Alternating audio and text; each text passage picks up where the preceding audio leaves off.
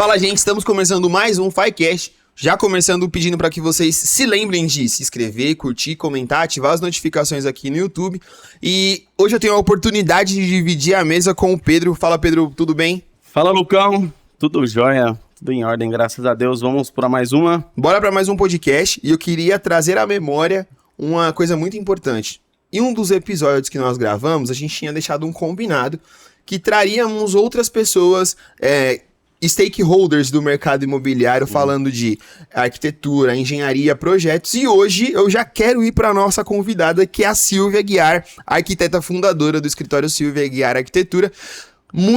Seja muito bem-vinda, Silvia, ao FiCast. Muito obrigado por você aceitar o nosso convite de vir compartilhar um pouco da sua experiência. E é um prazer pra gente aqui do Grupo Fi poder te receber. Então, que fiquem as nossas boas-vindas logo de início. Com certeza. Obrigada, eu que agradeço o convite, estou muito honrada. E espero contribuir com alguma coisa. Até parece que sei tanto assim, né? Tudo bem, a gente tem alguma idade, experiência, mas estou super feliz de estar aqui e poder contribuir com vocês de alguma forma. Eu estava comentando com ela na hora que ela chegou, que falou assim, talvez você não me conheça muito, mas eu te conheço e você é uma professora para mim. E eu vejo você como uma referência no mundo da arquitetura. Minha arquitetura, ela tem muito a ver com a sua, questão de estilo, conceito, esse tipo de coisa. Então, eu gosto muito disso. E diante de mais nada, agradecer em nome do Grupo FAI, a sua presença. A gente se sente honrado, como todos os convidados, mas você, para mim, especialmente, é uma pessoa especial que possa contribuir com o nosso grupo, contribuir comigo, com a nossa arquitetura e ajudar as pessoas também que nos assistem com esse mundo aí da arquitetura, do design, de interiores, que acho que vai contribuir bastante, né, Lucas? A gente tem um backstage aqui antes de começar e a gente tava ali em cima, tomando um café, enfim, trocando um papo, e eu tava guardando uma coisa porque eu não queria falar antes de começar, até pra gente gerar uma discussão. Então, eu já tive conversas com o Pedro, Silvia, e falo isso em tom de enaltecer mesmo o seu profissionalismo, porque várias vezes o Pedro já falou pra gente em algumas rodas de discussões que ele super moraria em um decorado, em um projeto que foi elaborado por você. Então, estamos aqui diante de um fã também. É um fã. Ela já assinou ali. Fico feliz. E Silvia, eu queria começar, até pra gente poder te conhecer um pouco mais. Você já é uma mega arquiteta nesse mercado de incorporação e mercado imobiliário, mas queria que você contasse quem é a Silvia, por que você escolheu ir pra arquitetura, quais foram seus motores e quais foram seus agentes motivadores para você escolher trilhar essa carreira de arquitetura. Bom, tenho 3 irmãs, somos em 4, e meu pai, ele sempre trabalhou com isso. Meu pai não é formado, não tem formação profissional superior. Ele é de uma época que existia ainda uma profissão que chamava-se desenhista projetista, algo que acho que nem existe mais, né? Então, eu sempre que fui criada numa casa que existia pranchetas, canetas, esse universo do desenho. Mas como naquela época tudo era feito na mão, prancheta, e as canetas entupiam, né? Que era nanquim. Então, meu pai guardava 7 chaves e não podia mexer. E meu pai trancava o escritório em casa. E eu era a única que adorava não cumprir a regra, invadir o escritório dele e mexer nas canetas, e ele ficava muito bravo. Então, eu sempre fui muito encantada por esse universo, que eu achava muito legal, a prancheta. E assim, quando a gente é criança, as escalas são outras, né? Então, assim, até hoje a prancheta está na casa da minha filha herdou a prancheta do meu pai. E ela era grande, ela ainda é muito grande. E eu achava o máximo na época da faculdade até, porque eu tinha uma prancheta A0 e as pessoas desenhavam na mesa com régua T, e eu tinha, né, todo um aparato de desenho. Então, eu acho que a influência muito está no meu pai mesmo, nesse convívio, nesse universo que sempre me encantou muito, e eu sempre gostei de desenhar. E aí, acho que foi isso. Acho que aí acabou que eu optei em fazer arquitetura. Apesar que pro meu avô sempre fui engenheira. Né? Porque pessoas mais velhas, né, sempre, acho que arquiteto não é uma coisa, né? É uma profissão nova. Sei lá. Então ele sempre falava, engenheiro, não vou, sou arquiteta. Então, assim. Mas eu acho que foi isso. Acho que meu pai foi minha grande inspiração. Eu acho que quem é arquiteto, ele meio que já nasce com isso, né? Eu sei que outras profissões têm muito disso de você nascer com esse talento, com essa paixão em desenho. Eu mesmo, eu sempre gostei de desenhar, desde criança, desenhava qualquer coisa. Eu fazia tatuagem nas crianças, tipo, na época de escola, cobrava pra isso. E aí você falou com questão de ter essa questão de influência do seu pai em desenhar. Eu acho que a influência também na minha profissão contou bastante, mas o arquiteto em si, assim, muitas pessoas têm um pouquinho de arquitetura, né, tipo assim, de gostar, algo do tipo. O Lucas mesmo é engenheiro, mas ele falou pra ele que tem um pouco de arquitetura nele. Eu gosto. Mas eu acho que tá na essência, né, do arquiteto, do design, nascer com isso, de ter um olhar diferente, uma visão diferente sobre cor, sobre tal coisa. Então acho que isso nasce dentro da gente, né, Lucas? Eu enxergo muito a arquitetura, e aí tô na frente de dois arquitetos falando como engenheiro. Se vocês entenderem que eu tô errado, pode me corrigir, não tem problema. Mas eu enxergo muito a arquitetura em um lugar de cultura também.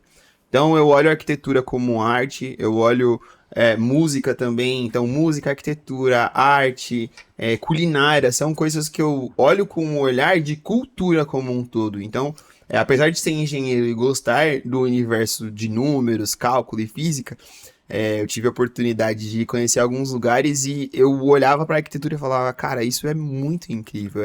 Como que uma pessoa teve a ideia e a concepção de chegar nesse ambiente que te traz conforto, que te dá alegria, que te dá aconchego. Então, assim, muito... A arquitetura tem esse viés de artístico, pelo menos ao meu Sim. ver, assim, né? E assim, pela história da própria arquitetura, isso é da cultura do local. Se pegar lá na história antiga da arquitetura, tudo nascia da cultura do local, da parte de governar, da parte onde tinha os reis, etc., que vinha disso daí, que desenhava as coisas, e essas outras profissões também que você falou, faz parte, né, de cultura, né, ambiente, calor, que isso muda bastante. Inclusive, tava olhando as redes sociais dela, ela foi pro Peru recentemente, né, e aí você vê a diferença, né, da cultura brasileira com aqui, com fora, aquela diferença de cores, então isso muda bastante, e eu acho que a arquitetura, ela envolve todo esse misto aí que você falou.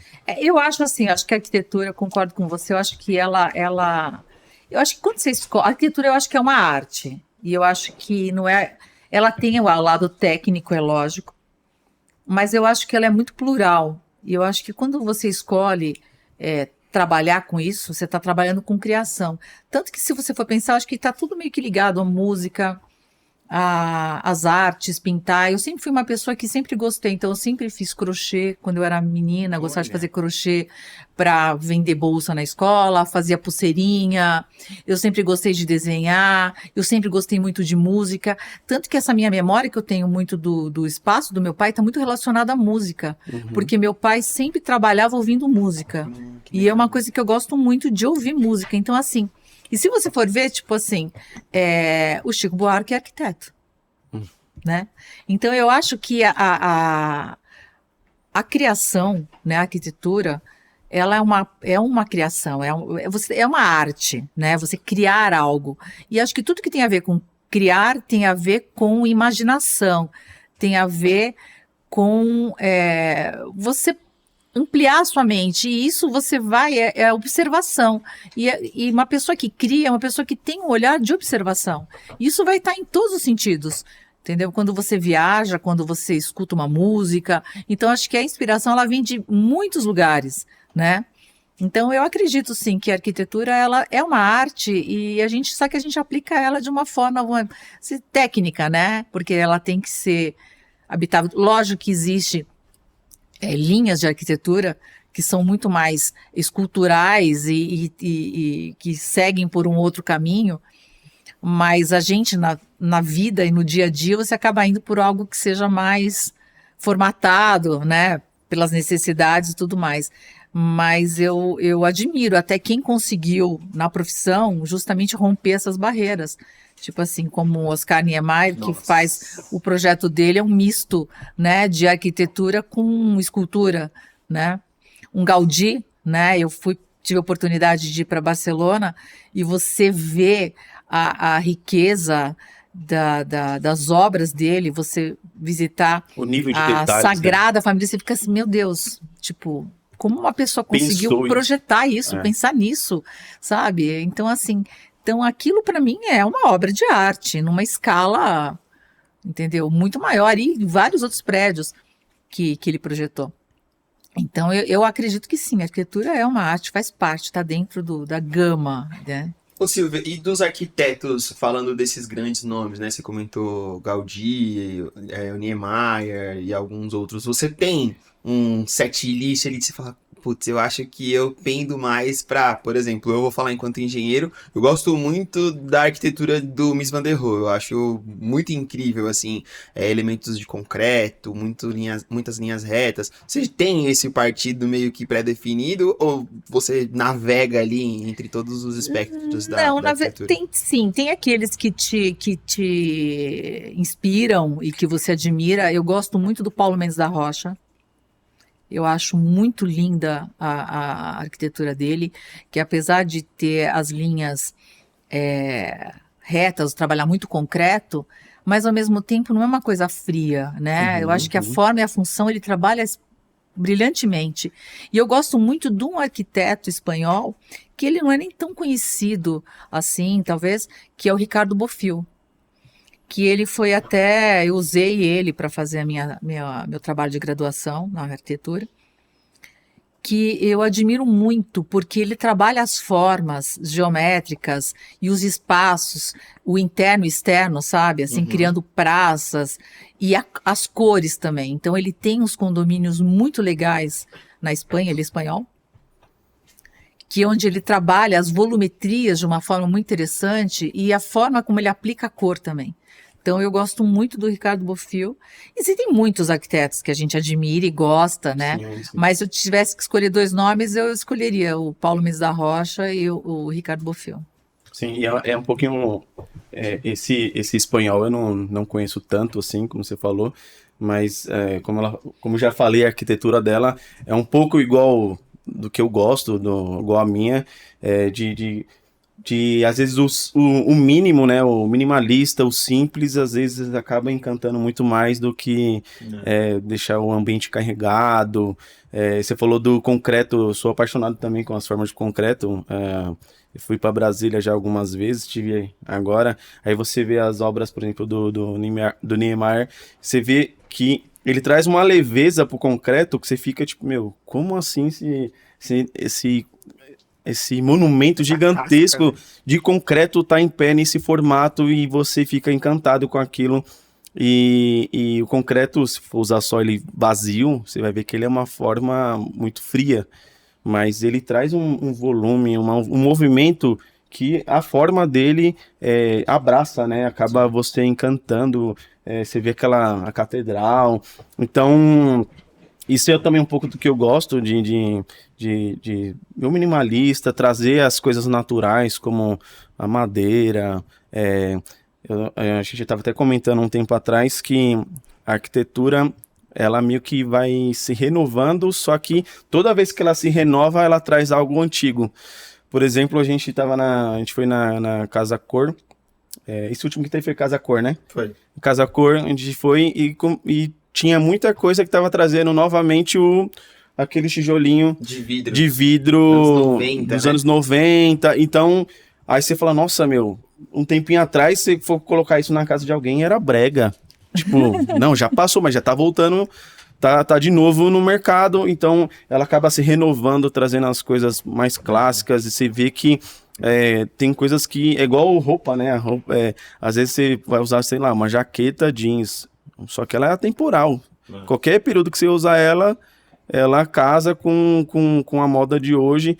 Então, a arquitetura, ela tem muito disso, ela é cíclica, né? Ela não tem tempo, né? Então, você consegue usar o misto do contemporâneo com o clássico e por aí vai. É, Lucas? Não, e eu acho isso muito admirável. Eu queria pegar um gancho do que você falou, Pedro, e entender como que você escolheu, Silvia? Na verdade, como não, né? Qual foi o seu percurso até chegar? Porque, pelo que a gente estava fazendo aquela leve spoiler, né, nas redes sociais, eu vi que você teve a oportunidade de trabalhar como gestora de produto em uma construtora. Depois você pode falar o nome, sinta-se à vontade para falar ou não. E aí, depois de um tempo aglutinando experiências nesse mercado de produto, você falou, poxa, acho que agora tá no momento de empreender. Como foi essa virada de chave para você falar, pô, agora eu vou ter o meu escritório? E quais foram os aprendizados que você carregou dessa sua experiência no corporativo, né? Pensando numa grande incorporadora que você teve a oportunidade de trabalhar. Na verdade, assim, as coisas meio que elas foram me levando para isso, né? Eu trabalhei muitos anos no escritório de arquitetura, que ele trabalhava com hotel.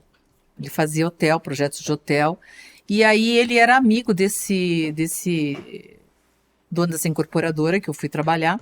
E na época estava muito em alta a parte de construção de flats, né? E a implantação. E ele quis criar esse departamento de implantação, né, para implantar os flats que estavam sendo construídos, e eu acabei indo para essa incorporação. Então, eu entrei no mundo corporativo, né, para trabalhar com hotelaria. Então, eu implantei vários hotéis, Caramba. vários flats. E aí, tive a oportunidade de conhecer várias pessoas da área, e aí o mercado, ele vai sempre evoluindo, mudando. E aí, quando foi mais ou menos em 2003, 2000, começou uma explosão do mercado imobiliário, como um todo, né? E aí, eu acabei migrando para isso. Comecei a trabalhar, e o meu primeiro trabalho foi justamente isso, de montar. Eu tive que logo de primeira montar 4 decorados ao mesmo tempo, 4 estandes de vendas em bairros diferentes. Nossa. De um mesmo produto que era um produto que era uma novidade no mercado e que ia ser implantado em regiões diferentes de São Paulo. Então, eu acabei indo para isso e mergulhei nesse universo da incorporação e aprendi muito. Eu gostava muito de trabalhar, gostei muito de trabalhar nessa incorporadora. Eu acabei saindo porque a gente vai passando o tempo, as coisas vão evoluindo, e houve uma época, quando foi mais ou menos em 2008, 2009, muitas empresas fizeram fusão, né? Abriram capital, fizeram fusão, e nessa época ela foi uma das empresas que fez isso, e eu acabei optando em não seguir adiante, né? Eu acabei optando em abrir um escritório. Uhum. Mas a minha ideia, na verdade, era fazer aquilo que eu fazia dentro, que era desenvolvimento de produto, que é algo que eu gostava muito. Entendi. Como arquiteto, que era fazer essa parte de desenvolver o produto, que é você idealizar como vai ser, pensar o projeto. Então, eu acho que... Só que como você conhece muita gente do mercado, quando eu montei o escritório, eu acabei indo e conhecia, eu trabalhava com decorado, fazia decorados, montava stand de vendas, eu acabei indo para isso. Então, os primeiros trabalhos foram justamente isso, fazer stand de vendas, fazer decorado, e aí também desenvolver projetos de decoração para incorporadora. E o começo não foi fácil, porque uma coisa é você estar desse lado da mesa, entendeu? Uma coisa é você pensar um produto e contratar alguém para desenvolver um projeto de decoração, né? E você analisar aquele projeto e fazer comentários e dizer, não, isso aqui é assim e tal. A outra coisa é você criar algo. É difícil. Nossa, e tipo assim, eu me sentia muito desafiada e muitas vezes em pânico, porque você fala, meu Deus do céu, sabe? Agora eu tô sozinho, eu tenho que pensar tudo isso. Só que aí você vai desenvolvendo, você vai aprendendo e você vai criando confiança em você, e conforme você vai fazendo e você vai entregando, você vai cada vez tendo mais bagagem, né? E eu sempre fui uma pessoa que tive sempre muita coragem, entendeu? Eu acho que assim, eu sempre gostei de desafios. Eu acho que, na verdade, eu sou movida a desafios. Eu acho que se eu não tiver desafio, eu acho que eu fico meio parada, sabe? Eu acho que eu preciso ter um desafio, eu acho que eu tenho essa coisa, sabe? Gosto de ser desafiada. Então, acho que isso fez com que... E aí eu fui caminhando para isso. Então, assim, na verdade, para chegar até o meu escritório, foi esse caminho que foi trilhando, que eu fui levada, vamos dizer assim, pelas circunstâncias, pelas coisas que eu trabalhei, pelos conhecimentos, pelas pessoas. E onde eu trabalhei foi muito bom. Eu acho que quando você trabalha dentro de um mercado e você passa a trabalhar para o mercado, você leva com você uma visão que talvez falte muito para escritórios que não tenham trabalhado. Porque você sabe a dinâmica, você sabe as questões de custo, de prazo, o que implica, você entende o produto, sabe? Eu sou uma pessoa, por exemplo, quando eu faço projeto, eu não faço só a parte de decoração. Por exemplo, quando eu faço interiores, a torre ela vem para mim sem nada, tipo, praticamente sem paredes. Nossa. Isso já é uma coisa que o arquiteto que a gente trabalha já entende, porque ele sabe que eu vou mexer lá dentro. Então, essa divisão espacial acaba sendo feita a quatro mãos, entre nós e o arquiteto. Então, não é simplesmente fazer a decoração. A gente acaba também propondo, né, os espaços, a divisão dos espaços, aberturas, enfim, a gente interfere também na arquitetura, não só na interiores, mas também na arquitetura no todo. No layout, isso, né? No layout, não só no layout, vamos dizer assim, mas na arquitetura mesmo, nas paredes, porque assim, não sei se para as pessoas entenderem, né? Quando a gente fala um prédio, ele tem uma área, certo? Que a gente chama de área construída, que é uma coisa que é aprovada na prefeitura, que ela se concentra na projeção de uma torre. Então, assim, e existem algumas questões técnicas, que são números de banheiros, né, caixas de escada, né? Existem toda uma questão que você tem que obedecer. Ok. Tirando isso, se você não vai romper nada e nem alterar nada disso, qualquer alteração interna que você possa fazer em alvenaria, ela é permitida. Estrutural, você... Exatamente. Exatamente. Se você não impactar na estrutura, se você não impactar em questões legais, você tem total liberdade de você fazer alterações. Livre, né? Exato. Então é uma tela em branco para você criar, né? É uma tela em branco. Então eu gosto muito disso, de fazer essa parte também. Essa é uma parte que para mim eu acho que me encanta muito até, sabe? Lógico que a gente fazer o projeto de decoração é algo que a gente faz, e é uma coisa que cada vez que a gente vai fazendo mais, a gente vai ficando cada vez mais, aprendendo mais e se torna mais fácil, é uma coisa que é mais fluido, né? Sim. Tipo, meio que sai, né? Tipo, transpira. Mais fácil, né? Sei, tem coisas que hoje para mim são muito mais simples do que foram uns anos atrás. Com certeza. Né? Mas eu acho que é isso. Então, voltando à sua pergunta, que eu não falo demais, não sei se eu já me perdi. Mas, enfim, eu acho que é isso. Acho que eu fui levada a isso, tá? Mas eu sempre fiz outras coisas paralelas a isso, porque essa questão de trabalhar com hotelaria, eu ainda faço algumas coisas de áreas operacionais. Faço. Não implantação, mas eu já fiz, por exemplo, o Hotel Tangará. Nossa, é maravilhoso. Eu fiz as áreas o projeto das áreas operacionais do Hotel Tangará. Nossa, é maravilhoso. Então, assim, e também participei também do Parque Global, na parte das áreas operacionais. Então, assim, eu tenho um braço do meu escritório que eu faço junto com uma pessoa que é do mercado há muitos anos, que é do mercado de serviços, que eu conheci, porque a gente conhece muita gente nesse meio, né? E que se transformou em uma parceira de trabalho e uma amiga pessoal. E que ela entende muito de serviços. Então, a gente faz essa parte. A gente também fez para esse prédio que está sendo construído na Marginal, do Carrefour. A gente também fez uma parte da análise da parte das áreas operacionais também, fluxo. Então, Ou seja, Silvia, essa paixão ali pela parte de serviços e hotelaria gosto, ainda é sim. uma veia latente Sim. ali, né? Sim, eu acho que tá tudo faz parte, entendeu? Eu acho que não Muito adianta legal. você pensar, criar, mas você tem que ter o depois, né? Eu acho Se que vai isso faz funcionar parte. ou não, né? Exatamente. E também Como vai pegando um funcionar. gancho do que você falou, às vezes quando você divide algo com outro profissional, ajuda a gente, facilita. Porque às vezes tem uns projetos que você pensa e não desenrola. Meu, não tá indo. Aí às vezes numa ideia boba de uma outra pessoa, que não que seja boba, entre aspas, a pessoa vai e fala, abre sua mente, fala, nossa, não tinha pensado nisso. E às vezes acontece isso, por exemplo, lá no escritório, quando a gente está desenvolvendo os projetos, e às vezes as meninas estão lá, ficam o dia inteiro se matando, tentando resolver o problema, e aí eu chego e sento, falo, qual que é o problema? Ah, isso. Aí, às vezes, uma visão de fora fala assim, não, ó, faz isso. Aí elas olham assim pra mim, assim, Pô, tipo... como que eu não pensei nisso antes, né? Tipo assim, nossa, meu, você gastou 30 segundos, meu, com isso. Mas às vezes é vivência, você falou de facilitar, de trabalhar com outros ramos.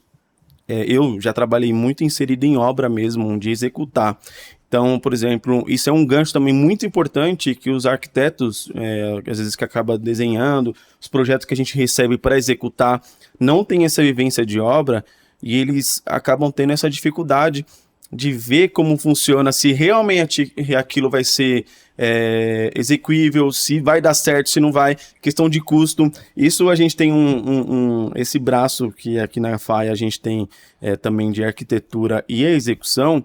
Isso facilita também com questão de custo, né? A gente tem muitas parcerias com algumas construtoras que eles já estipulam um valor de stand, por exemplo, para a gente. Esse stand aqui a gente tem uma verba estipulada de X, então a gente já faz o projeto entendendo o quanto vai ser gasto naquilo, porque a gente também executa, a gente tem um orçamento de execução e acaba atrelando uma coisa a outra.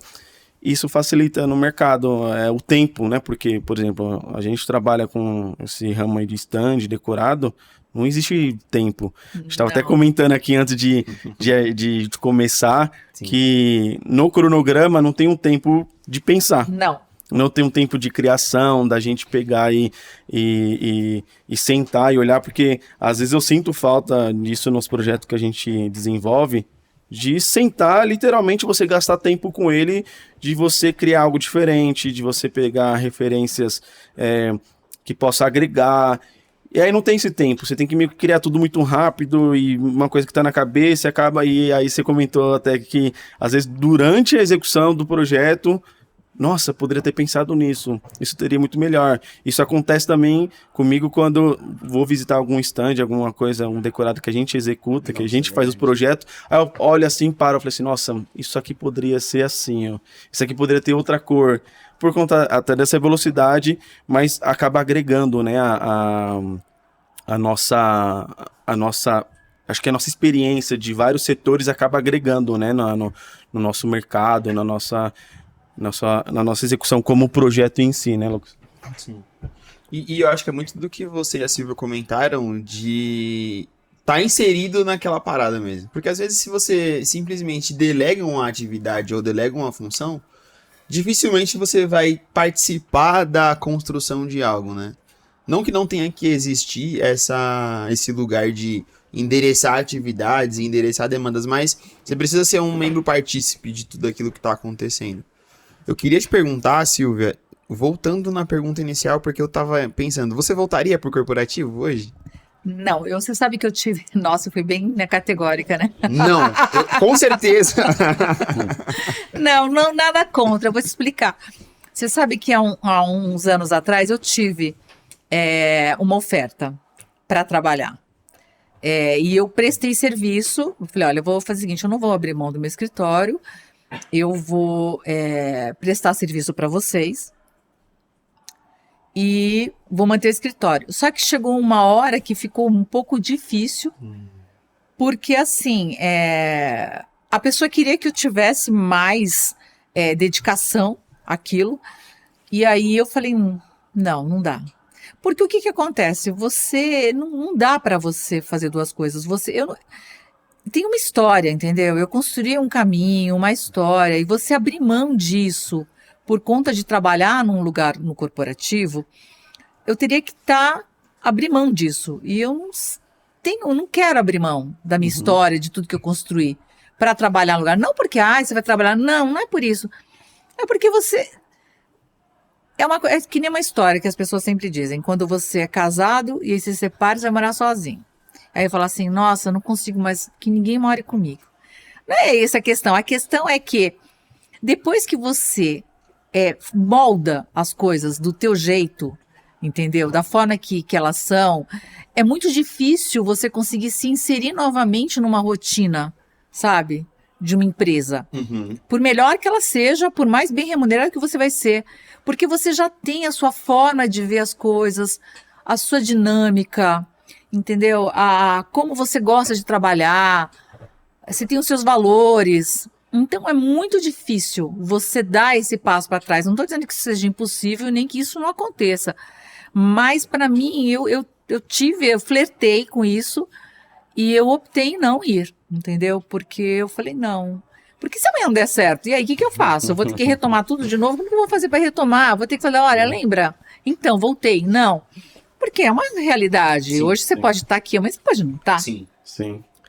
O escritório, você pode ter ele ou não estar, mas graças a Deus eu já estou há 15 anos aí, entendeu? Sim. Já tive momentos maravilhosos, existem momentos que não são tão bons, tem anos bons, anos ruins, né? Mas eu acho que, eu posso considerar que é um sucesso. Sim. A gente ter 15 anos de história, a gente tem que considerar que a gente venceu. Sim.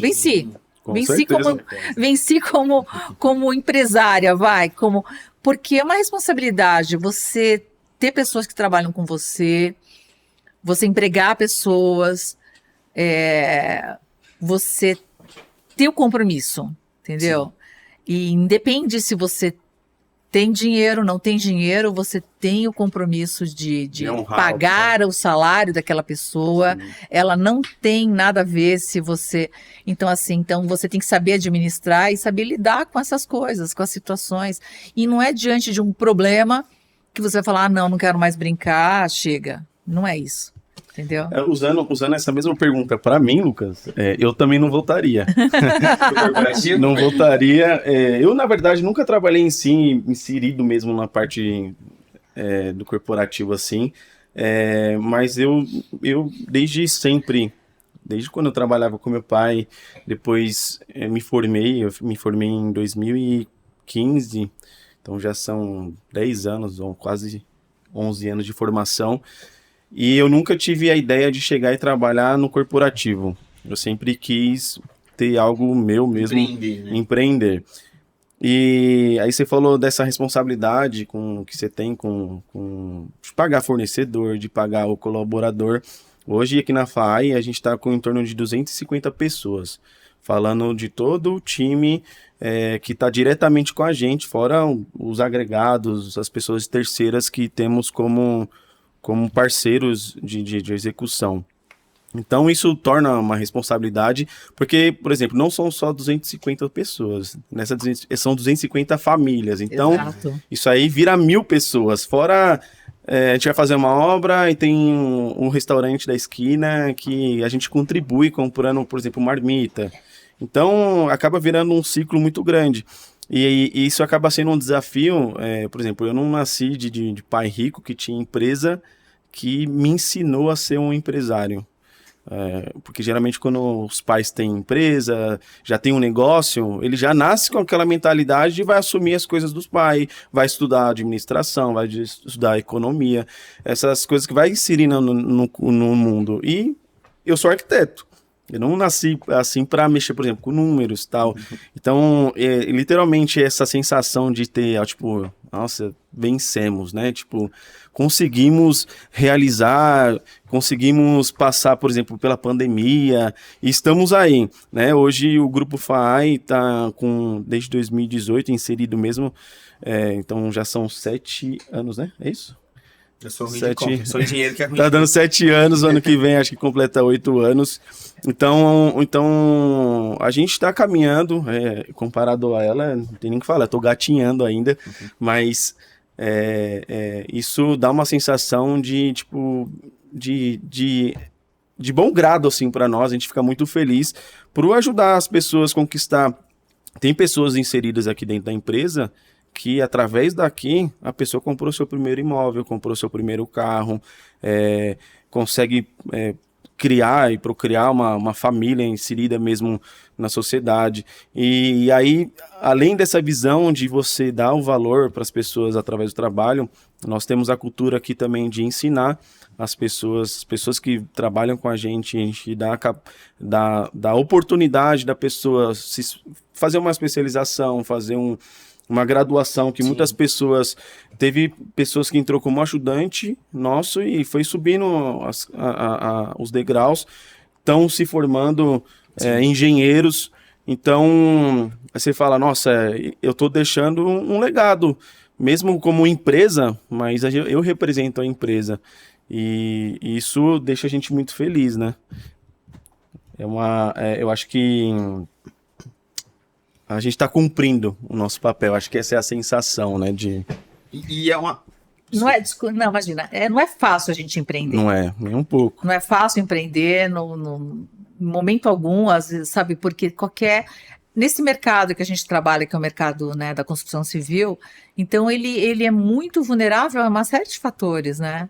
Econômicos, né, políticos. Então, é complexo. Às vezes, você está com uma série de projetos e coisas que já estão resolvidas e fechadas, e aí, de repente, para, né?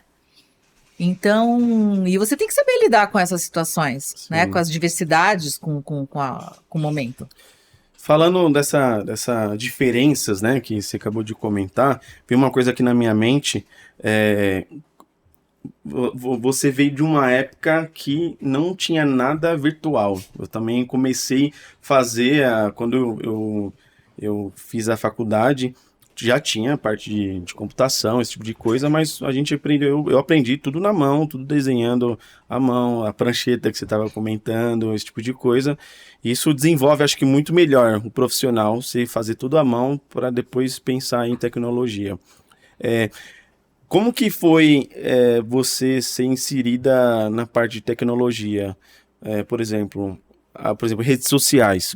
Hoje, um profissional que não trabalha com as redes sociais, ele está atrás, porque a rede social é seu cartão de visita. Hoje, você não pesquisa nem mais site. Tipo, é muito difícil você entrar no site, vou entrar no site da empresa, vou entrar no site da pessoa. Não. Você primeiro vai aonde? Abre lá o Instagram ou qualquer outra rede social, procura o nome da pessoa, vamos olhar o que ela tem aqui. Então, eu mesmo fui obrigado a fazer isso, né, com minha parte mais profissional, e você veio de uma época que você ficou famosa, você ficou reconhecida pelo seu trabalho sem mídia social. E como que foi transicionar isso para a mídia? Você teve dificuldade? Eu queria complementar. Como que foi e transicionar primeiro? Exato. Porque já existia uma Silvia. Eu acho que hoje antigamente era mais difícil você ser conhecido sem as mídias. Exato. Do que hoje. Hoje às vezes soltam, hoje tem gente que fica viral aí, solta um vídeo qualquer. Amanhã tá milionário. Amanhã tá milionário. Ou antigamente não, para você ser reconhecido de fato, era o boca a boca. Era uma revista, um jornal que saía, que era muito mais difícil de todos ter essa visualização. Como que foi chegar nesse ponto e transicionar? Olha, sinceramente, eu nunca parei para pensar nisso. Na verdade, assim, eu acho que eu tenho se eu tiver uma falha para dizer para você, exatamente, talvez seja essa, de eu nunca, eu acho que assim, é péssimo, vou falar uma coisa aqui assim, talvez até contra a minha pessoa, mas eu nunca fui muito atrás do trabalho, sempre o trabalho chegou para mim, sabe? Eu acho que acho que assim, todo mundo tem uma história, todo mundo constrói uma história e constrói como você é reconhecido no mercado e como as pessoas te enxergam. Então, eu sou antes das redes sociais. Eu comecei no mercado antes das redes sociais, enfim, e comecei o meu escritório antes, né? No começo, as redes sociais começaram, sei lá, 2013, 2014. Mas o que acontece? Quando você trabalha de uma maneira séria, responsável, quando você é comprometido com as coisas, você passa confiança no que você faz, as pessoas, elas veem isso, enxergam, isso é um valor, isso se transforma no valor.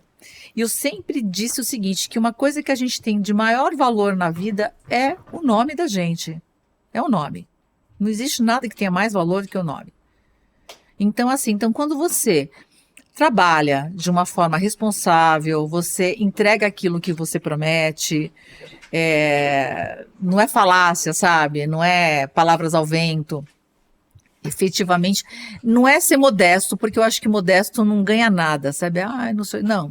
Eu acho que você tem que reconhecer o teu valor, mostrar que veio. E eu sempre fui uma pessoa assim, que sempre não tive vergonha de me, como assim, que a gente estava falando, ser amostrado, né? Então eu sempre, acho que soube me vender bem. Sim. Mas eu sempre entreguei o que eu vendi. Então eu acho que acredito que nessa época era muito isso. Então quem trabalhava comigo sabia que eu fazia. Então eu criei um nome onde as pessoas confiavam. Não, ela faz, ela entrega. Não, a Silvia é ponta firme. Não, a Silvia entrega, a Silvia isso aqui. Então eu tinha uma confiança. Então quando falava, as pessoas sabiam quem era e o que eu fazia. Uhum. Então acho que isso serviu, conforme você vai fazendo para um, para outro, para o outro, isso daí vai sendo transmitido, entendeu? Então eu acredito que é muito disso. E assim, quando eu montei o meu escritório, o primeiro trabalho que eu fiz com a Elbor, que hoje é um dos meus maiores parceiros, foi a Casa das Caldeiras. Uhum. E naquela época eu participei desse projeto, porque ele era um projeto que veio da incorporadora que eu trabalhei. E nesse projeto, na verdade, eu participei como desenvolvimento de produto, porque era um produto que já estava antigamente na incorporadora que eu trabalhei e tal.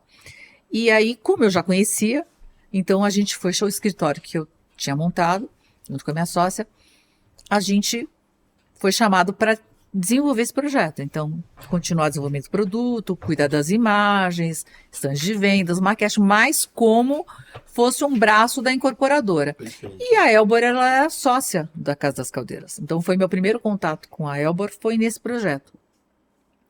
E aí, a gente fez tudo que tinha que fazer e tal. E eu participava de reuniões, e nessa época eu conheci as pessoas da Elbor, conheci a Fabiana, que é a diretora de marketing, corporação. E a gente criou um ótimo relacionamento com todo mundo. Eu sou uma pessoa que gosta de conversar, gosta de me relacionar, enfim. E a gente acabou fazendo um trabalho bom, a gente conseguiu uma boa relação. E aí, nesse meio tempo, o meu escritório, a gente desmanchou a sociedade. Uhum.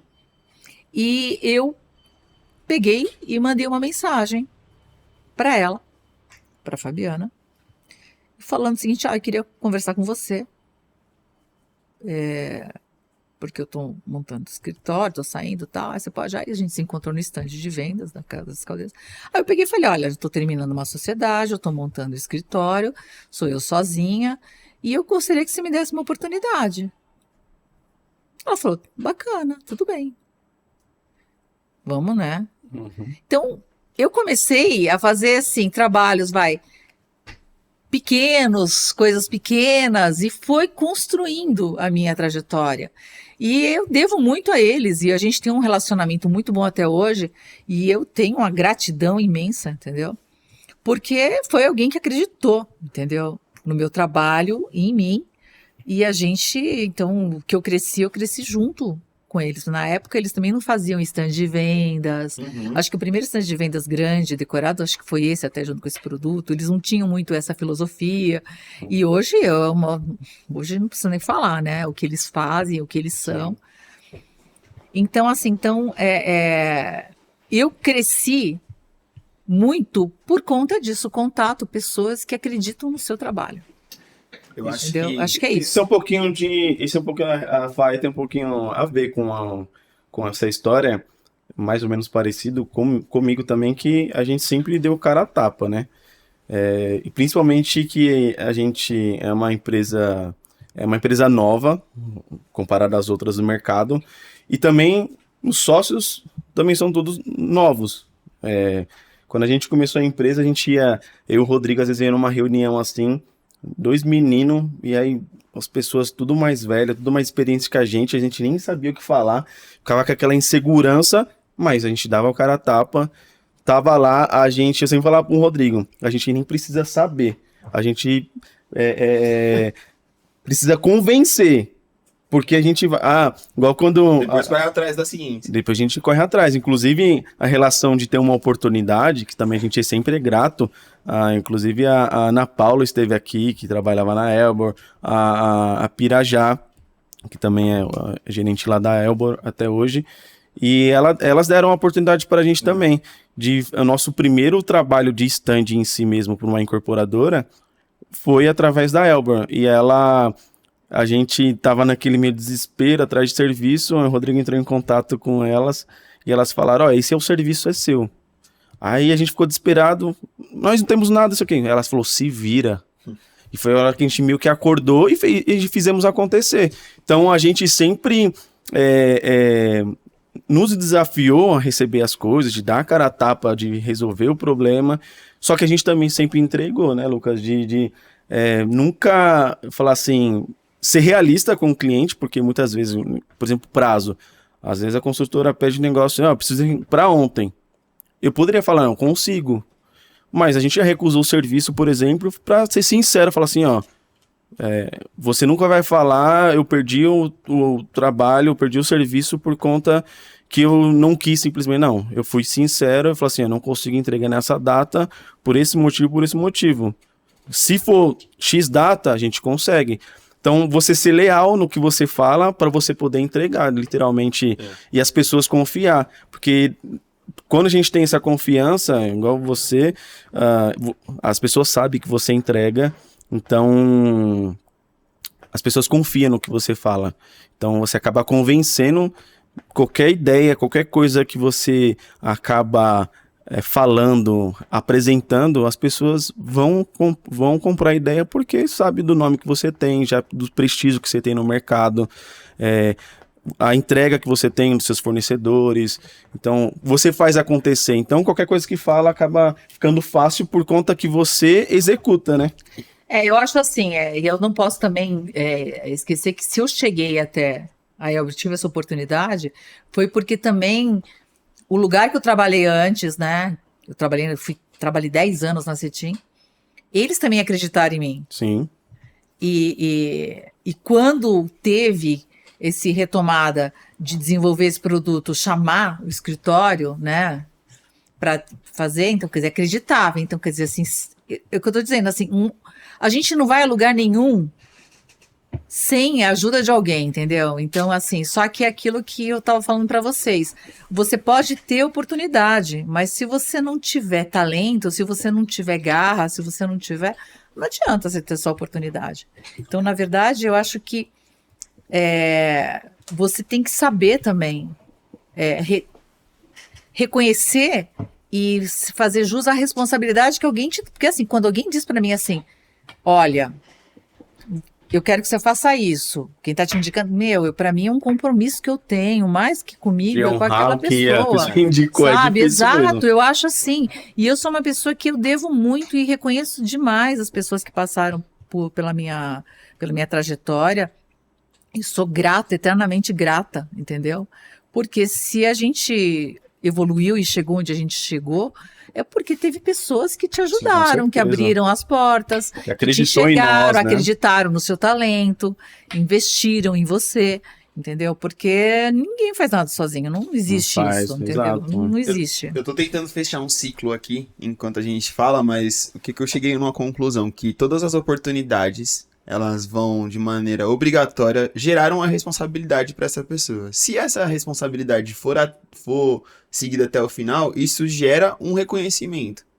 E esse reconhecimento pode gerar uma recorrência, e aí isso se torna um organismo Uma de... cadeia, um ciclo, né? Exato, de, pô, chega um momento, fulano precisa de um arquiteta. Meu, liga pra Silvia ou liga pra FAI que eles vão conseguir resolver, sabe? Então eu acho que isso nasce realmente na oportunidade, mas se você não equilibra muito bem a oportunidade com o talento e a responsabilidade, a chance daquilo ruir é altíssima. Eu acho que as redes sociais já são uma vitrine. É uma vitrine para você mostrar o seu trabalho. Mas o seu trabalho e a sua competência, elas não estão dentro das redes sociais. Sim. Elas são offline, entendeu? Tá no tete a tete com o cliente. Tá, o né? online, você simplesmente usa como uma ferramenta para você poder mostrar para mais pessoas aquilo Sim. que você fez. Mas ele não é a... Como é que eu posso dizer? Não é ele que Não vai... é o real, né? Exatamente, não é ele que vai dizer assim que essa pessoa é bom ou ruim, porque é muita coisa, tem maquiagem, Sim. tem muita coisa que, Até então que a gente, sabe, a gente fugaz. escolhe o que coloca lá, né? Exatamente, a é fugaz, gente entendeu? não Nem vê, tudo é. Porque assim, igual a gente fala quando tá com qualquer cliente, até um cliente novo que a gente tá tentando entrar numa parceria, algo do tipo, a gente fala que nas nossas obras, o que a gente executa, existe problemas também. Mas é a diferença de como você trata o problema, como você resolve, qual que é a sua prontidão em resolver o problema. E você falou, igual na rede social, a gente maquia aquilo que quer ser colocado lá. Lá você não vai colocar os seus perrengues, não vai colocar aquilo que tá ruim no momento. Não, lá você vai mostrar aquilo que vai te impulsionar as pessoas. Nossa, que legal isso aqui, eu quero para mim. Porque, infelizmente, todo mundo... A sociedade hoje, ela meio que vive muito de aparência, tipo, mostrar o que eu tô bem, mostrar que eu sou bom, mostrar o que é bonito. E aí isso acaba vendendo, mas o que acho que determina a nossa carreira, a nossa trajetória, é como você lida com os problemas. E outra coisa, né? Número de seguidores, views... não é sinônimo de sucesso nem de competência. Nem um pouco. Porque você pode fazer uma dancinha péssima ou alguma coisa que não tenha acrescente nada à vida de ninguém e se tornar viral porque o algoritmo leu aquilo como algo que as pessoas vão achar interessante. Gosta de assistir. Entendeu? Então, Exato. então eu acho que a gente tem que entender bem que as redes sociais é uma ferramenta. É uma ferramenta que nós temos hoje que você não pode ignorar. Exato. Que é uma vitrine para você mostrar seu trabalho para que as pessoas, mais pessoas, porque é exatamente isso. Hoje, as pessoas... a Silvia, todo mundo tá lá dentro, sabe? Tá todo mundo dentro do Instagram. Antigamente era uma coisa mais pessoal, né? Uhum. Hoje não, hoje é profissional. Então, incorporadora, construtora, profissional, cliente, tá todo mundo lá dentro. Uhum. E tá todo mundo olhando. E se eu vou te falar o seguinte, se eu for olhar os meus seguidores, eu tenho muito mais seguidor profissional do que pessoal, né? do que pessoas, porque Sim. é isso mesmo. Porque o que acontece mesmo você acaba, porque uma que ele manda, você segue às vezes muito mais por pessoas, né, que são do seu meio, do que propriamente a pessoa, aquele que não tem nenhum interesse nisso, ou que não trabalha com isso. Sim. Normalmente quem está lá, e lógico que existe uma porcentagem, mas se a gente for pensar mesmo, a grande maioria das pessoas que estão dentro do teu perfil que te seguem são pessoas que são do mercado São e que trabalham. pro teu nicho, São convergentes ou são parceiros ou são concorrentes, Sim. entendeu? Então, o universo é esse mesmo, mas de qualquer forma é uma vitrine. Então você tem que estar lá, você tem que fazer parte disso, né? Não tem como. Não, eu super concordo, Silvia. Eu acho que hoje a FAI, ela tem amadurecido um pouco nesse mercado de construção de stand de vendas, apartamento decorado. Inclusive o FAIcast nasceu também com essa ideia, mas não é o principal viés nosso falar e ganhar views, ter muitos seguidores, porque a proposta do FAIcast, ela nasceu, foi muito engraçado, conversando com os sócios, a gente estava conversando com outra gerente, e aí surgiu a ideia de um dos sócios, e falou, por que a gente não chama o pessoal do mercado de PDV, incorporação, para vir discutir sobre desafios, aprendizados... Relacionamento, né? Exato, estreitar relacionamento. Então, tudo isso foi de maneira intencional, mas nunca pensando, não, a gente quer ser o maior canal de podcast imobiliário do Brasil. Nunca foi essa a proposta. Pode acontecer? Pode acontecer, mas acho que não é o principal objetivo, né? Motor da nossa atuação. Eu queria aproveitar e perguntar uma coisa pra você, Silvia. Vou mudar um pouquinho o foco da nossa conversa aqui, se vocês me permitirem. Vamos lá. Quando você pensa em um projeto, então, pô, eu tô concebendo ali, depois de ter recebido todo o briefing ali do cliente e tudo mais, você começa a pensar naquele projeto para fazer o desenvolvimento com base nas informações que você recebeu de produto. Na sua visão, o que diferencia um stand ou um decorado que vá atender as necessidades do mercado, ou seja, qual é a necessidade do mercado? Sendo bem categórico, vender. Então precisa ser um produto atrativo, precisa ser funcional e tudo mais. Mas, além disso, você também tem que fazer um processo de encantamento com o cliente que vai até aquele lugar e ele se sentir aconchegado. Quais são os fatores que você julga e pondera na hora de fazer a concepção de um projeto? Eu entendo o seguinte, que o decorado e o stand, ele é o ponto final não, vai. Ele é a última etapa que você tem, tá? Para você chegar ao cliente. Antes disso, você trabalhou muito. Teve vários outros trabalhos que aconteceram. Campanhas, que foi, folder. de você conceber o projeto, de você pensar o produto, entendeu? E como você vai comunicar esse produto, o que você quer pensar e todas as coisas que você traz e pensa para aquilo. Porque, entenda o seguinte, você está vendendo uma casa, você está vendendo uma moradia de alguém, a expectativa de um sonho, de uma realidade, de um novo projeto de vida, de uma Primeiro nova imóvel, fase. Né? Pode ser o primeiro imóvel, Sim. pode ser N situações. Uma mudança, sabe? Então, quando a gente chega nesse momento do PDV, né, do stand de vendas e do decorado, ele tem que refletir tudo aquilo que você pensou antes. Né? Tudo aquilo que foi pensado antes, tudo aquilo que foi idealizado antes. Então, eu sempre penso que o PDV ele tem que ser como fosse uma loja. Uhum. Quando você vai numa loja de roupa, qualquer coisa, existe uma identidade visual, existe algo naquilo que te faz se identificar com aquele produto que você está comprando.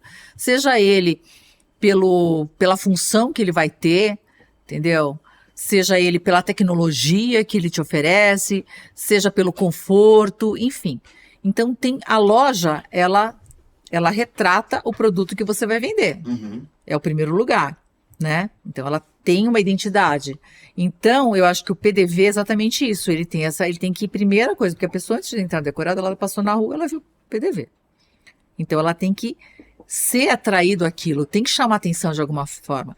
Então, ele tem que, lógico, ter o apelo visual, ele tem que ser encantador, mas mais que isso, ele tem que refletir aquilo que o projeto quer transmitir. Porque é uma história, é como se eu estivesse contando uma narrativa, né? Uma narrativa. E aí, o decorado, ele tem que refletir exatamente tudo aquilo que eu pensei. Então, é uma casa. Então, eu, quando faço um decorado, eu sempre crio um personagem, que é aquele personagem que a gente pensou. Para quem foi feito esse produto? Quem a gente imaginou que seria o casal, cliente? Sabe? Uma família com 2, 3 Exatamente. filhos. Né? Quem é essa pessoa? Uhum. Ela gosta de morar nessa região? Qual é a sua expectativa? Qual a faixa etária? Então, a gente sempre cria uma identidade. Gosta de música? Entendeu? Gosta de cinema? Não, ela... Então, assim, a gente sempre traz para essa personagem os elementos no projeto. Então, gosta de cozinhar? Então, a gente traz... Por quê? Porque quando você traz isso, você traz uma coisa afetiva. Não é simplesmente um ambiente decorado bonito, entendeu? Porque aí é mais um ambiente decorado bonito. Ele não tem alma. Até mesmo para identificar o público, né? Exato, a pessoa tem que se sentir em casa. E se encantar, ela tem que se encantar. E não fica só sua identidade, né? Fica a identidade de várias pessoas. Porque a pessoa entra e se sente em casa, né? Se sente, nossa, imagina meu filho dormindo aqui. Imagina eu fazendo um churrasco aqui nesse... O arquiteto, quando a gente faz... Qual que é a nossa, na verdade? Existe a leitura de várias coisas, Cada pessoa tem uma leitura sobre um determinado tema. Então, sei lá, eu tenho uma forma de enxergar, o outro arquiteto tem o outro, enfim. Mas quando você faz algo para um cliente final, você tem que ser uma coisa muito mais abrangente, muito mais universal. Porque você não está fazendo para você, não é para você, entendeu? É para muitos. Sim. Então, ele tem que ser algo que converse com esse cliente, que ele entenda aquilo como um lugar que ele... Vai ter quem não goste, óbvio, mas que você consiga justamente criar toda essa narrativa do produto que você pensou para quem vai morar lá. Ah, então é um estúdio. Esse estúdio, qual que é a proposta desse estúdio? É um estúdio para uma pessoa que gosta de convivência, que ela quer morar próximo do centro, então uma pessoa que gosta de cultura, uma pessoa que gosta de andar a pé, uma pessoa que tem que tem uma vida, que gosta de uma vida urbana, que se identifica com essa efervescência da cidade. Então, vamos lá, como eu traduzo tudo isso dentro de um apartamento decorado? Entendeu? Então, é uma pessoa, de repente, que gosta de cinema, uma pessoa que gosta, sabe, ela gosta de receber, gosta de ter amigos. Então, aí a gente traz toda a temática da decoração baseado nisso. E aí tá as cores, as coisas todas, a gente tenta trabalhar coisas que sejam atemporais, que tragam um sentimento de afetividade, né? Que tenha tendência, porque isso é uma coisa natural, você tem que ter a tendência do mercado, e como hoje as pessoas identificam isso, né? E então eu sempre trago isso como uma casa. A pessoa tem que entrar e se sentir assim, ai, que legal, gostei disso. Então, para mim é isso. Eu acho que tem que ter essa identificação. E uma coisa que eu acho muito legal, desculpa. Não, por Falo favor. bastante, né? Não, Mas a assim, gente tá aqui pra ouvir mesmo. tem que ser funcional. Porque não adianta você só ser bonito. Tem que ser funcional. Então vamos lá. Moro no estúdio, tá? Onde eu guardo a vassoura? Onde eu ponho o meu balde? Onde eu guardo a roupa de cama? Entendeu? Sim. Aonde eu recebo meu amigo? Aonde eu leio? Todo mundo lê, todo mundo gosta. Então, assim, então se a gente tem que pensar também na função da casa. Como que eu vou usar? Porque a pessoa não é só ser bonito, é lindo. Só que, tipo, não tem um lugar para pendurar uma roupa, não tem onde guardar um edredom, a vassoura não existe, ninguém varre casa. Ninguém lava pano. Entendeu? Não, ninguém faz nada. Então, tipo assim, então você tem que pensar, você tem que trazer também isso para a pessoa falar, ah, legal. Ai, que bacana. Então você tem que dar soluções também. Sim. Entendeu? Silvia, eu queria complementar a isso, só chegar a uma conclusão e você me corrija se é isso. Dado todo esse cenário, dificilmente um cliente, vou pensar numa persona, tá? Um jovem que tá morando em Higienópolis, que vai comprar um estúdio do lado da Mackenzie, ele visita um estúdio que é o número dele. Depois de ter pensado em tudo isso, quando ele entra naquele lugar e fala, cara, isso aqui é a minha cara. E aí ele compra. Então eu acho que o objetivo final, que é a compra, ele se cumpre uma vez que você define uma persona, define o perfil de compra, define tudo isso para conseguir não direcionar, mas de alguma forma guiar esse cliente. Se materializar isso de alguma forma. Exato. Que seja perceptível, que seja uma coisa que seja perceptível àquela pessoa, que ela se identifique, ela cria uma identificação com aquilo e o desejo, né? E o desejo, né? Para que ela possa efetivamente comprar, porque muita compra, a gente sabe, é baseado no desejo, Sim, né? Sim. E impulso, né? E tanto que os vendedores, eles nunca querem perder esse time, porque se dá a oportunidade da pessoa pensar, às vezes ela acaba desistindo. Então, eu já tô anotando aqui, Lucas, porque isso aí é tudo aula, viu? A gente não aprende isso em faculdade, em qualquer lugar, na vivência mesmo. Isso é um erro, né? Eu acho que a faculdade de arquitetura ela deveria ter uma aula, deveria ter psicologia e deveria ter administração. Porque todo mundo que sai da faculdade de arquitetura vai lidar com o público, seja ele qual for, um cliente. E é difícil porque lidar com pessoas e a gente é meio psicólogo, seja ele qual seja o seu cliente, seja ele um cliente corporativo, seja um cliente pessoa física, e administração, porque você vai ter que administrar o teu escritório, o teu dinheiro, então e o arquiteto, ele simplesmente sai e é jogado, cuspido assim, pro mundo, vai lá, entendeu? Iludido. Vai lá. Iludido, né? Porque todo mundo sai E iludido aí, da tipo, faculdade. achando que vai você ser tem que mil correr maravilha. atrás e é difícil demais você aprender a trancos e barrancos. Eu acho que hoje até existe milhões de cursos, acho que hoje se fala muito, então existem outros cursos e outras formações, né? Que mais há uns anos atrás, né? Eu sou da época da Idade da Pedra, que a gente teve que aprender na raça muita coisa, né? Hoje não, hoje você abre assim, sei lá, curso disso, daquilo, não sei o quê, mas eu acho que seria importantíssimo se pensasse nisso, teria que ter, sabe? E a arquitetura em si, o projeto em si, ela trabalha com emoções, né? Sim, Tipo, sim. você pode deixar o ambiente gelado, frio, você pode deixar o ambiente mais quente, acolhedor. Então, eu acho que eu nunca tinha pensado nisso, de trabalhar com a parte psicológica mesmo, de trabalhar com emoção, de fazer a pessoa pensar num ambiente. Justamente, eu acho que seria mais enriquecedor.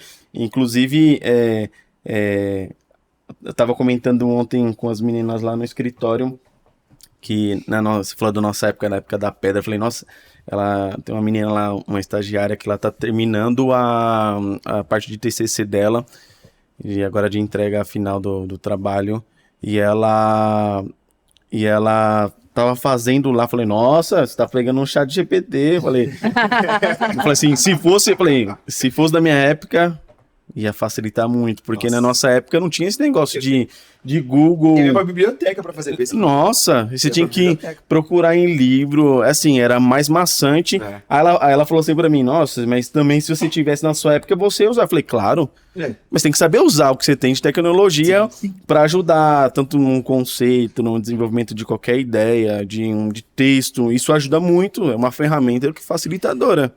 Mas você sabe que eu acho que eu falo isso muito para quem trabalha comigo. Uma das coisas que o arquiteto tem que ser é observador. Muitas das respostas que você tem, elas estão do teu lado. Verdade. Então, por exemplo, às vezes a pessoa fala, desenha uma mesa. Eu falo assim, gente, você reparou nessa mesa aqui? Olha a altura disso. Uma bancada. Vai na tua cozinha, mede que altura que tem a bancada. Tá lá. Que altura tem a mesa? Que altura tem a cadeira? Tá pequena, tá grande? Que altura tem? Que profundidade tem a sua cadeira? Uhum. Observa as coisas Tá ao no redor. dia a dia, né? Ah, tipo, vou desenhar um cortineiro. Vai na sua casa, olha nos lugares. Está numa obra, ou tá num lugar. Nossa, olha que interessante essa solução. A gente tem que estar sempre, cara, a gente tem que estar sempre observando. Não só a arquitetura, mas na vida, em tudo, entendeu? Sim, Tudo. Num museu, você olhar uma obra de arte, você olhar, sabe, um detalhe, uma coisa, sabe? Tem site, e é importante isso, o ócio é uma das melhores coisas que existe na vida. Quando você não está fazendo nada, é quando exatamente você tem as melhores ideias. Isso é verdade.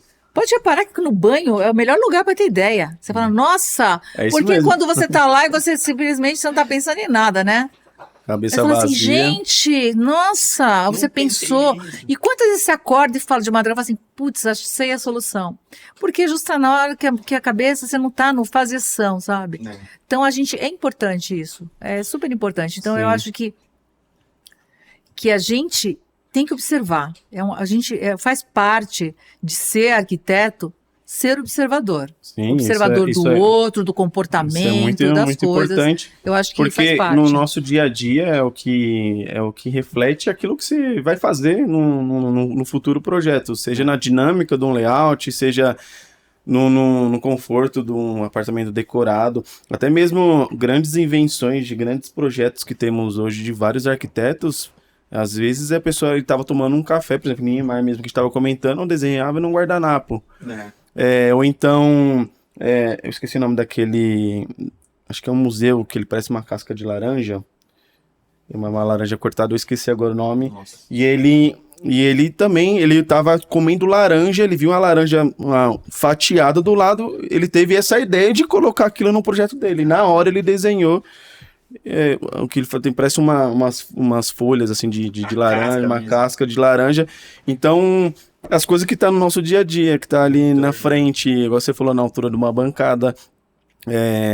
A gente está em fase de reforma do nosso novo escritório lá.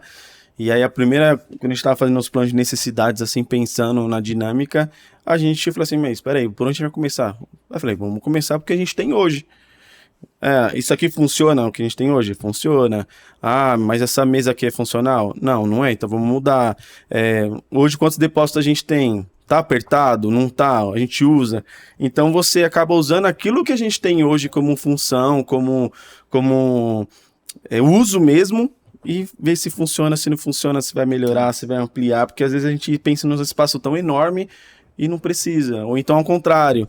Então, aquilo que está no nosso dia a dia acaba facilitando a gente fazer um projeto. E se quer uma escola maior do que uma obra? Não existe. Cara, você é arquiteto, beleza? Mas se você tá lá e você tá vendo o cara que tá fazendo o concreto, o outro que tá pondo revestimento, o outro fazendo uma marcação. Você vê que não, para fazer furo no concreto eu tenho que usar a broca de vidia. Não, que eu não posso usar o prego assim. Sabe, você vai... O cara quando faz a conexão... Tudo você vai aprendendo, tudo que você vai aprender vai ficando lá dentro. Aí você vai aprendendo, entendeu? São tudo coisas que não tem, o aprender não tem infinito. Você pode, sabe, vai cabendo cada vez mais coisas. Então aí, tipo, numa hora que você tá vendo um cara fazendo uma besteira, uma bobagem, você fala, não, meu amigo, não é assim não que faz. Sim, entendeu? Até para desenhar mesmo, tipo, se não desenhar é assim, besteira, exato, né? você saber uma solução de algo, Exato. Entendeu? Então, assim, você saber uma solução de marcenaria, você saber como fala, você falar com um marmorista. Não, cara, não é assim não. O cara não vem com conversa afiada pro seu lado, sabe? E nesse raciocínio que você usou, qual que é a importância, por exemplo, da empresa como a FAAI tem nos seus projetos técnicos? Por exemplo, você contratar vários tipos de profissionais, né? Mas... um profissional que entende da parte técnica, que entende só de projeto, porque tem vários tipos de clientes, vários tipos de pessoas que executa. Qual que é a importância de ter um parceiro bacana? Porque, por exemplo, a gente pode até colocar na tela, a gente fez várias e várias obras para ela, com parceria com a Elbor, tanto de stand, tanto quanto decorado. E isso mostra o valor dos seus projetos de ter um parceiro também que saiba executar, né? Eu acho que é fundamental, porque não adianta você idealizar algo, pensar em algo, e depois a pessoa que vai fazer, ela não saber ler, entendeu? Não saber ler. Não saber ler o projeto, não entender, ou mais do que não saber ler, ela não compartilhar com você a dúvida que ela tem. Ela faz primeiro, para depois dizer, você chegar lá e falar, mas por que você fez assim? Ah, porque eu achei que era assim, entendeu? Uhum. E aí já é tarde, entendeu? Porque o refazer, às vezes, tem custo, tem a ver com prazo, às vezes não dá tempo, sabe? Às vezes é inviável também, porque você desfazer algo tem que voltar muitas etapas antes, então você acaba tendo que engolir, né, ou aceitar, e aí o resultado não fica daquele jeito, né? Então, assim, quando essas coisas acontecem, eu sempre penso assim, sempre falo assim para quem trabalha comigo e projeta, eu falo o seguinte, pensa assim, ó, quando você faz um projeto, se você tem que parar e você fez um detalhe, você tem que explicar, não tá bom. Porque você não vai estar lá para explicar, entendeu? Eu falo para as meninas ele tem que ser autoexplicativo. Sim. Se você tem que explicar, já não tá certo, porque a pessoa já não, né? Beleza? Assim, ou põe uma informação. Cota, uma coisa que eu falo de cota, por exemplo, cota. Se eu tenho uma coisa que eu quero que fique no meio, eu não vou cotar 1 metro e tanto desse lado, não, eu digo assim, põe o X, eu quero que fique a meio. Então, não interessa se tem 4, se tem 5, se deu 2,5, deu 3, é no eixo. Porque o cara lá, pensa assim, o rapaz que tá fazendo, às vezes ele é uma pessoa que ela vai olhar a medida, 1,20 m. Pois, de repente, 1,20 m não tá no meio. Às vezes 1,30 m seria melhor. Sabe, não tá no meio, ficou assim, meu, era pra ficar no meio. Ah, mas... Então, você tem que dizer o que você quer, o que para você importa. Então, que nem hoje, por exemplo, quando a gente faz alguma coisa, eu não coto mais, eu digo, eu quero 3 fiadas inteiras. Entendeu? Sim, fica muito mais prático, né? Aí o cara já sabe. Então, assim, tem informações que elas são muito mais importantes do que você, de repente, colocar uma cota, você colocar um negócio. Então, é fundamental, quando você trabalha com um parceiro, que sabe ler um projeto, que entende, Sim. sabe? Eu comento isso com as meninas, que o projeto tem que ser tira pro leigo, né, Lê? dúvida, lê, exato, porque Exato. é aquilo que eu falo, quando você não sabe nada, nem dúvida você tem. Exato.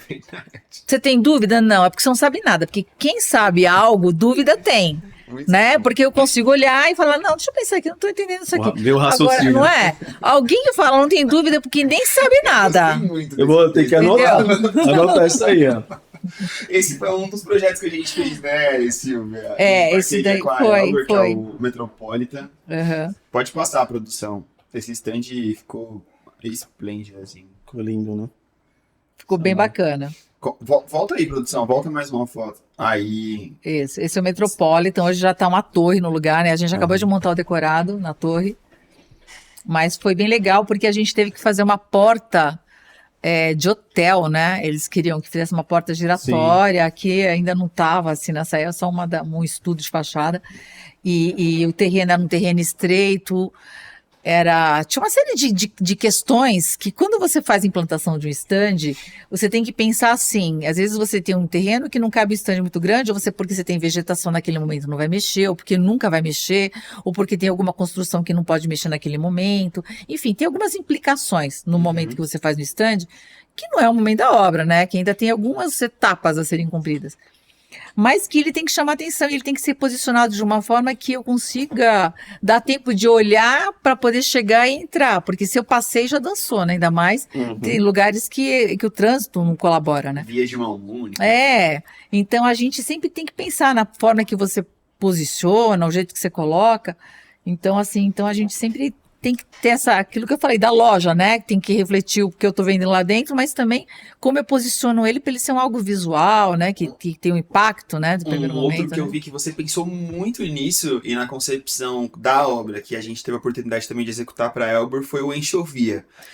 Que esse daí, assim, de qualquer lado que você olhava, a rua Enxovia, que é uma rua lá na Marginal Pinheiro, já perto do centro empresarial, mão única, e assim, você descia a rua. Uma rua estreita, né? Não é uma rua tão estreita. Tem vegetação na frente. Esse, assim, acho que cumpriu todos os pré-requisitos que você acabou de comentar. Porque eu tinha um terreno muito grande. E como que você faz um stand num terreno muito grande, né? Já é o inverso porque você pode fazer um stand grande e ele parecer pequeno. Parece um peru no... Assim, você faz grande no terreno, porque parece um peru no pires, ou se não, parece uma pulguinha. Né? Aí, se perde no contexto. Sim. Então, você tem que... Então, a gente acabou... Então, a posição que você põe no terreno, ela influencia muito. Então, às vezes, por mais que você tenha um terreno enorme, às vezes você colocar ele bem próximo, porque conforme eu vou andando, eu vou passando e vou enxergando, né? Sim. Aí chega no momento que eu entro nele. Então, assim, a gente cria elementos que ampliam, né? Que criam essa leitura, esse convite ao entrar, né? Então, você acaba tirando partido disso também, né, para você poder trazer abraçar, né, trazer a pessoa para ela chegar, né, não só chego e entro, porque às vezes a pessoa não consegue, não dá nem tempo, né, porque a pessoa está sempre, né. Não, esse stand, ele foi muito curioso, e aí, Silvia, vou também confidenciar uma coisa. Junto do nosso mestre, eu que marquei essa obra, e o Pedro também foi lá um outro dia. Gente... Essa obra era uma implantação bem diferente. Era uma implantação, e assim, você via que era uma implantação estratégica, porque ele não estava a 90 graus da rua, ele era um stand angulado, a maquete estava em um mega ponto de destaque, tinham vários elementos, assim, foi um stand muito gostoso de fazer, com vários elementos curvos, assim, foi muito legal, muito legal. Gostei de trabalhar também, achei que o resultado final ficou bem interessante, assim, ficou bonito. Perfeito. Ô Silvia, me fala uma coisa. A produção já tá ali me dando alguns sinais. Eu queria que você... Duas coisas. Primeiro, que você falasse um pouco de quais são as tendências que você enxerga para esse mercado imobiliário nos próximos anos que estão por vir. E que você também deixasse um recado pro pessoal que tá assistindo esse podcast até agora. Se você quiser falar pra câmera, se você quiser fazer essa troca aqui, escolha como você se sentir mais à vontade. Eu acho que uma tendência que hoje é muito forte é a questão do bem-estar, sabe? Bem-estar, quando a gente diz bem-estar, é uma coisa que é muito mais amplo no sentido de você ter empreendimentos onde você consegue, tanto dentro do apartamento, você ter essa qualidade do viver, no sentido de acústica, de te trazer o bem-estar na questão do pé direito, da acústica, da luminosidade, Do conforto, do né? conforto térmico, e também quando a gente transporta isso para as áreas comuns. Então, de espaços onde eles são múltiplos, entendeu? Acho que a Onde pandemia eles valorizou têm- isso, a importância da nossa Sim, casa, né? eu sim, acho que voltou muito o olhar para dentro, Caramba. para o olhar para dentro de casa, acho que as Uhum. pessoas voltaram isso. E assim, aí você fala, mas porque hoje a gente você tem dois cenários, vai. O apartamento maior, onde a pessoa, ela cria dentro desse apartamento a ilha dela de convivência, onde ela pode ser uma família multigeracional, né? E então tem que ser uma casa onde ela tem possibilidade de diversos usos, ela seja lazer, trabalho e descanso, né? E também quando você parte para um apartamento onde ele é menor, que aí você cria os ambientes das áreas comuns, uma extensão da sua casa, aonde você compartilha, né? Porque hoje o compartilhar, usufruir, as pessoas hoje elas querem interagir, né? Elas querem usufruir disso. Então, os espaços que eles são múltiplos, que ele pode ser também exatamente um espaço que ele é um salão de festas, mas que também numa ausência de uma festa, ele é um espaço para um lounge, ele pode ser um espaço que eu possa sentar para trabalhar, então múltiplos, né, que eles sejam usos múltiplos, né, não simplesmente um único uso. Eu acho que isso é uma coisa que é muito forte hoje. A biofilia, que eu acho que é uma coisa muito forte. Quando a gente diz biofilia, é quando a gente traz a natureza para dentro, então através de elementos, de cores, de materiais, né, que remetem à natureza, né? Essa dureza, a gente mora numa cidade, então hoje é muito importante você trazer um pouco do Quebrar um verde pouco para o cimento dentro. da cidade, né? Então assim, hoje você escuta muito isso, está fazendo propaganda, que a prefeitura plantou não sei quantas árvores, está acontecendo a COP. Quer dizer, é um assunto que é importante, né, a gente falar, e as pessoas querem isso, e o verde traz um bem-estar muito grande. Então, essa questão do fora e o dentro, essa comunicação entre interno e externo é muito forte. E o ESG, que é algo que hoje é muito forte, mas ele não adianta ser um discurso vazio, né? Sim. Através de certificações sérias, empresas que realmente buscam, através dos projetos, as certificações com empresas sérias, né? Para você mostrar e criar menos impacto ambiental, trazer respeito nos materiais que você usa, na aplicação deles na obra, eficiência energética, né, reuso da água, enfim. Então, acho que gestão do lixo.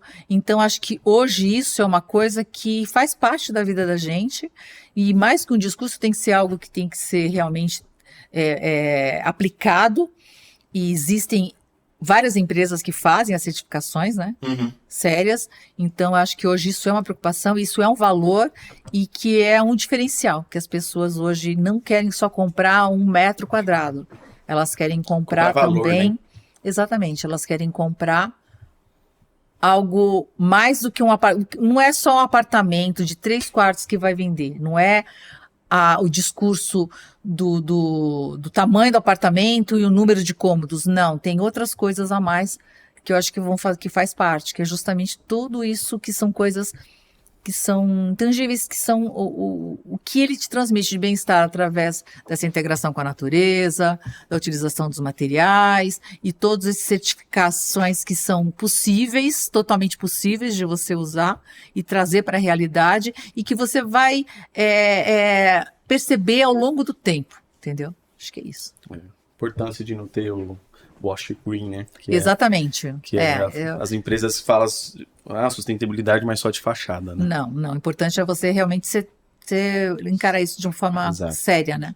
Sim. E o que você falou, Silvia, se traduz em muitos movimentos que eu vejo grandes incorporadoras fazendo Sim. hoje, né? Sim, a gente tem a oportunidade de estar fazendo um projeto para uma consultora aqui da Zona Leste e eles falaram, olha, eu quero que o stand seja 100%, não 100%, mas que é muito difícil toda a nossa indústria ser sustentável com esse viés de ESG. Mas eles falaram, eu quero que em vários pontos a gente consiga implementar coisas que traduzam isso, porque é um stand que vai durar 7, 6 anos.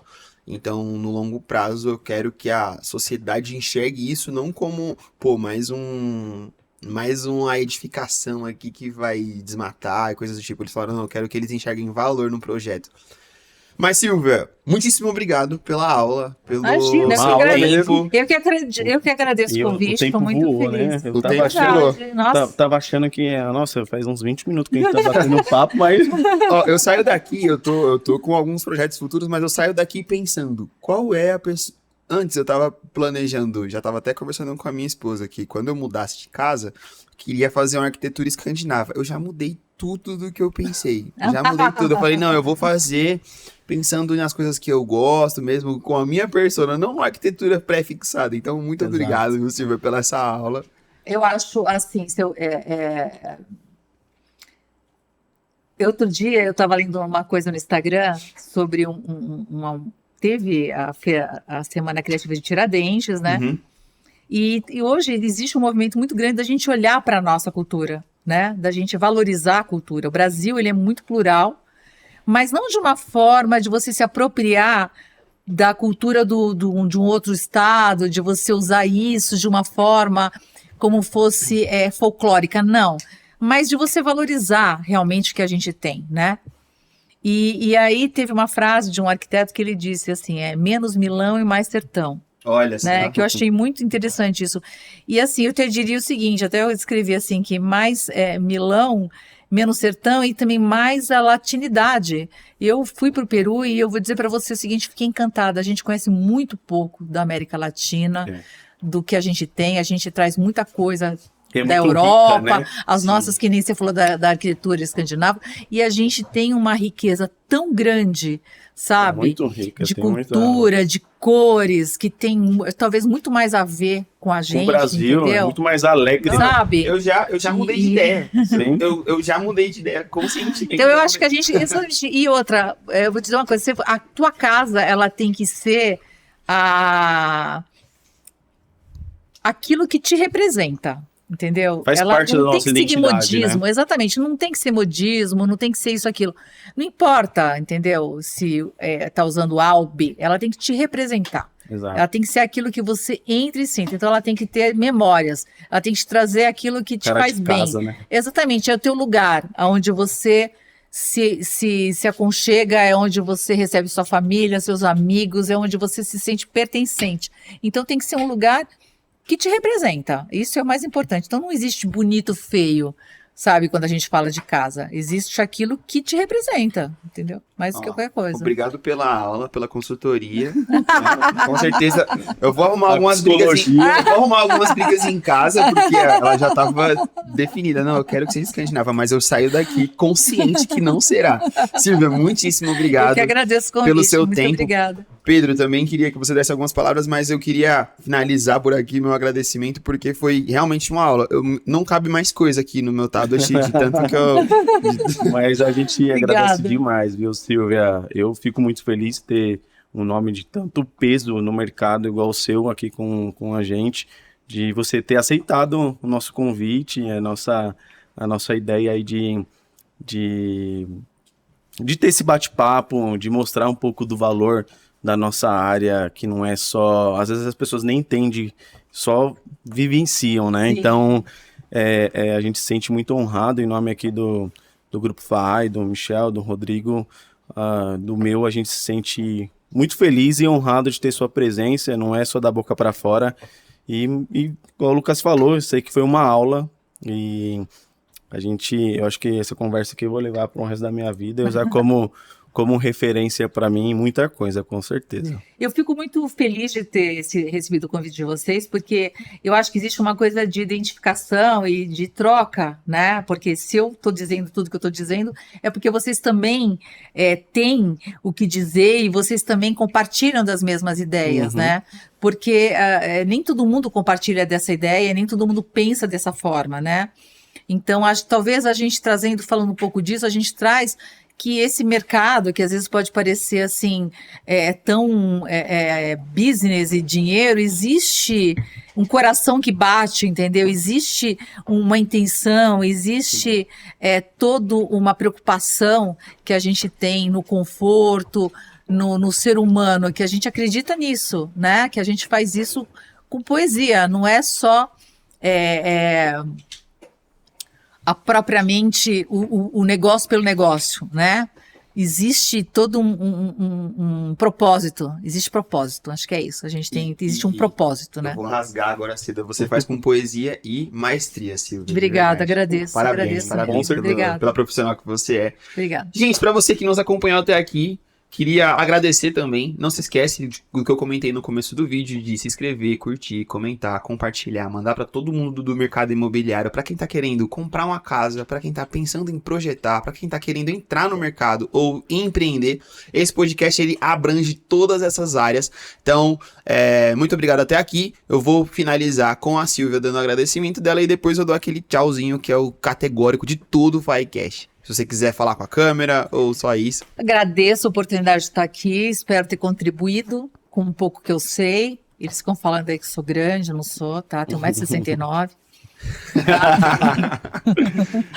E, enfim, espero ter contribuído com um pouco que eu sei e estou muito feliz de estar aqui. Dá pra fazer até o episódio 2, na verdade, né? eu poderia ter muitas outras coisas para falar, porque eu falo muito, adoro conversar. Enfim, vamos marcar um outro episódio. Podemos marcar. Episódio 2 aí. A gente gera até um tema. Na casa nova. Na casa Boa! nova. Na casa nova. Ótimo, na casa ótimo. nova. Pode ser, a gente grava lá, vai ser um prazer bater um papo e tem conversa aí pra... Nossa. Opa, tem... Aqui eu já vou falar pra produção preparar um podcast pra umas 3 horinhas. Tem mais fácil. Mas aí precisa ter uns snacks e tal, porque tá todo mundo com o estômago nas costas já. Ela falou que espaço lá de churrasco dela vai ficar... Ó. Maravilhoso, logo E é isso, gente. Muitíssimo obrigado, Pedro, obrigado. Silvia. Pra você que nos acompanhou até aqui, muito obrigado também. Estamos finalizando mais um Firecast. Valeu e tchau! Tchau, obrigado.